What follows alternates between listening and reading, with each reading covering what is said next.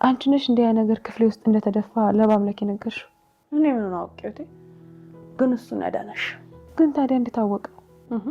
ታዲያ እኔ እንዴት እንዳወቀ በምን አውቃለሁ? እሺ ሂጂ በቃ። ዞሮ ዞሮ እሱ ጠባቂ መላክሽ። እሱ ባይኖር የቁም ሰዓት ውስጥ ነበር የምትገቢው። ውስጥ አውቃለሁ እኮ ጨፈልቅሽ። አንቺም ማትረቢ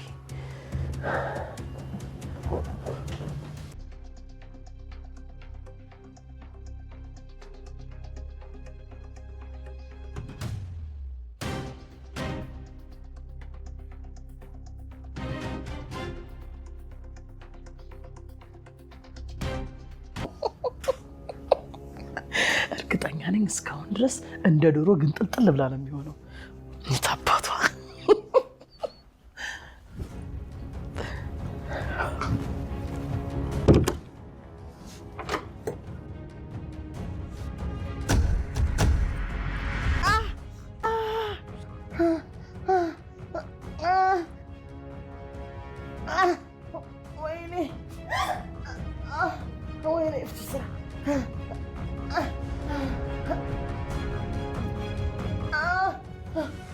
ይሄ አይደለም እኮ የሚያስገርመው የተደፋው ነገር ላይ ራሷ ይፍቱ ስራ ሄዳ ወደቀችበት። እየቀለድኩኝ ነው እንዳትለኝ በእናትህ። ወይ በእናትህ ምሽቴን አሳመርክልኝ። እሰይ ተጠምዳለሁ ብላ ተጠመደች፣ እገላለሁ ብላ ራሷን ነፍሷን አታ ነበረ። የክፋቷ ብዛት፣ የጭካኔዋ ጥግ እግሯ ላይ ራሷ ላይ ወድቃለች። ለህብስት የተደገሰው ድግስ የሞት ጽዋ ለሷ ሆኗል።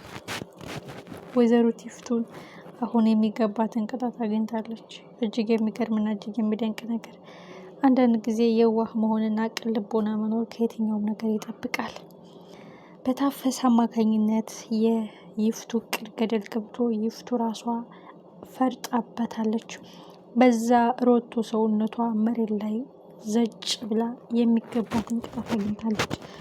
የሰው መጎዳት፣ የሰው መሰበር፣ የሰው መሰቃየት የሚያስደስታት ወይዘሮ ይፍቱ ለህብስት የደገሰችውን ድግስ ራሷ ቀምሰዋለች። በአምላክ የህብስቱንን እቅድ አከሸፈባት። አንቺ ነሽ የጣልሽ በማለት አሁንም ለህብስት ትልቅ ድግስ ደግሳላታለች።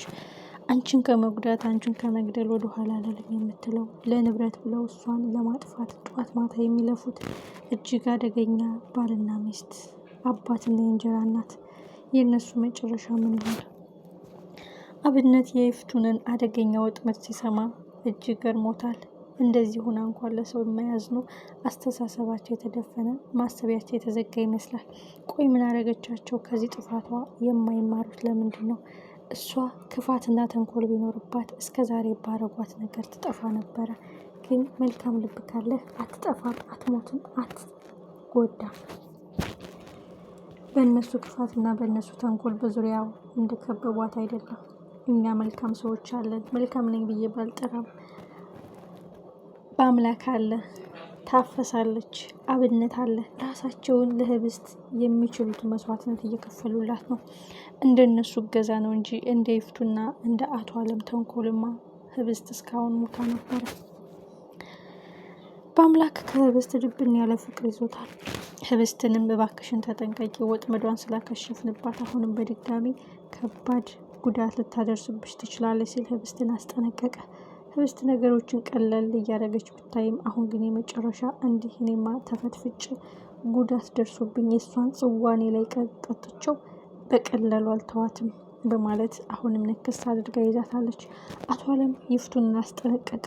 ይችል ለቀቅ አድርጋት እያለ ያዘነና ልቡ ይራራ በማስመሰል ህብስትን ቀርቦ ንብረቱን በእጁ ለማስገባት እየሞከረ ነው።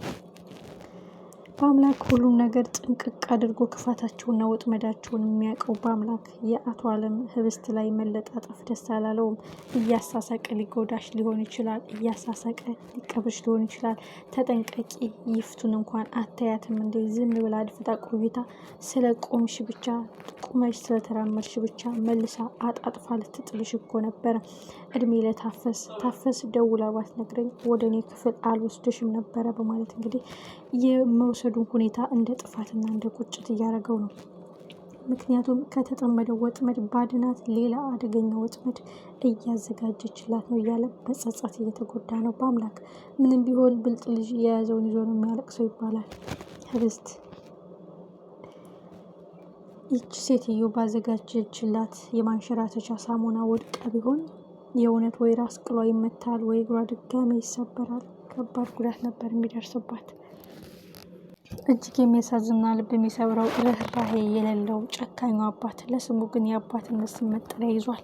እሱ ግን የልጁን ጉድጓድ እየቆፈረ ወይ አጥፋት ወይ አግባት ወይ ግደላት ወይ ላትመለስ ሸኛት እያለ እንግዲህ በጣም በጭካኔ ለጠበቀው የሚበቃውን ያህል ብር ሰጥቶታል። አብነትም ህብስት እየሆነብኝ ነው እንጂ ብሩን ይዤ ጥፍትል ነበረ፣ ግን እኔ እምቢ ብል እንኳን ለሌላ ሰው አሳልፎ ይሰጠዋል። እኔ ግን እያሳሳቅኩና እያለሳለስኩኝ ነገሮችን እያራዘምኩ ህብስት ህመሟ እስከምታገግም ድረስ ለመቆየት ሞክራለሁ። እስከፈለግከው ድረስ የፈለግካትን አድርጋት ማለት እኮ ግደላት፣ አጥፋ፣ ድፈር፣ የሆነ ነገር አድርጋት ብቻ ንብረቱ በእጅ ይግባ እስካለ ድረስ እኔ እምቢ ብለው ለሌላ ሰው ይሰጣል በማለት እንግዲህ አብነት ከባድ ጭንቀት ውስጥ ገብቷል።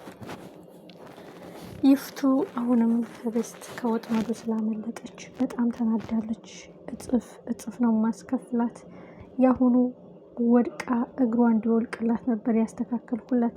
እሷ ግን የእሷን ጽዋን የተጎነጨው። አሁን ግን በጭራሽ አልምራትም፣ በተኛችበት አፍኜ ነው መሸኛት በማለት ወደ ህብስት ክፍል እየሰጋች ስትሄድ ህብስት ክፍል በአምላክ ከጎኗ ተኝቷል። የእህቱን ክፋት የእህቱን ተንኮል ጠንቅቆ የሚያውቀው በአምላክ አሁንም ታጠቃሻለች። በጠራራ ፀሐይ ልታጠቃሽ የነበረ በደረቅ ሌሊት ደግሞ በተኛሽበት ልታፍልሽ ትችላለች በማለት አላስችል ብሎ ሂዶ ከሷ አጠገብ ተኝቷል። ይህ ነገር ድርቅ አድርጓት አስቀርቷታል። ወይዘሮ ይፍቱ አሁን እቅዶች ገደል እየገቡ ነው። አለምም የሆነ ነገር አግኝቷል ማለት ነው። ሁሉን ነገር ተቀያይሯል። በዛ ላይ አቶ አለም የሚመረዘው ምግብ እንዳሰጫት ካሁን በኋላ በክብር እኛ ከምንበላበት ጠረጴዛ ትበላለች ሲል ለታፈስ ትእዛዝ ተሰጥቷታል።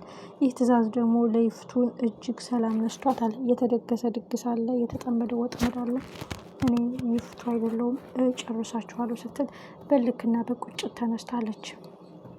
አሁንም በድጋሚ እሷ ለህብስት እንደዘረጋችው የሳሙና ወጥመድ እሷንም ደግሞ አጥምደው እንዳትነሳ አድርገው ቢጥሏት ምንኛ ደስ ባለን።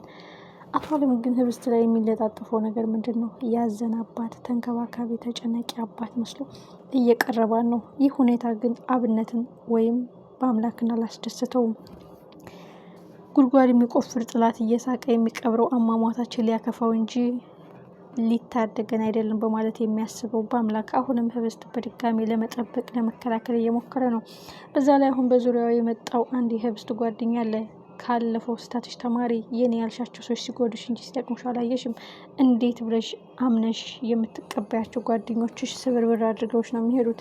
ስለዚህ ተጠንቀቂ ቢላትም ህብስት እሱ አይጎዳኝም በማለት በአምላክ በዚሁ ስሜታዊ የሆነ ነው። ግን የይፍቱ ተንኮል አሁንም ከሽፎባታል። በመክሽፈፉ ግን እቅዷንና ወጥመዱን ዘወር አድርጋ አፍና ለመግደል ሰበርሰካ እያለች ወደ ክፍሏ ስትሄድ እያልገመተችውና ያላየችውን ወይም ያልጠረጠረችውን ነገር አይታለች። በአምላክ ወይስ አቶ አለም ከህብስት ጎን የተኙት? የደገሰችው ድግስ አሁንም ከሽፎባታል። ያጠመደችው ወጥመድ አሁንም እሷን ጥሏታል። በዛ በደረቅ ሌሊት እዛ ክፍል ለምን መጣሽ?